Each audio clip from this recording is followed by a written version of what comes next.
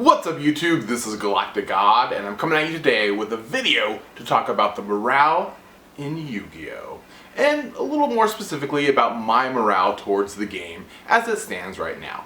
Now in the past, duelists have cited many different reasons for why morale in the game could get low. A lot of people say that the game gets kind of predictable, that there's too much luck sacking, that the game is like pay to win, or that there's just too much of a power creep, and etc. Now quite recently, with the fall of sites like Dueling Network and Yugioh Pro, morale I feel is at kind of an all-time low within the community. Now even though I didn't personally play on DN all that much over the last year or so, it is a sad day for the community to lose such a fantastic resource.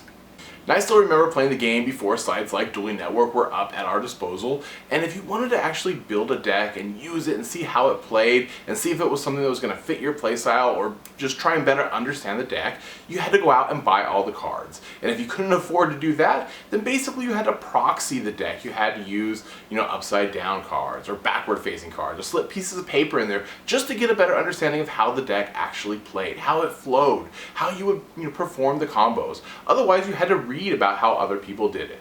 And that worked to some extent, but once we got sites like Dueling Network or programs like Yugioh Pro and DevPro, it really did change the dynamic of the game. It gave every duelist a chance to actually go out and build those really expensive decks, to play against those expensive decks that other duelists might not have at their locals. So when they went to regionals or YCSs, they were better prepared to combat those. And it really was better for the community, for the game overall.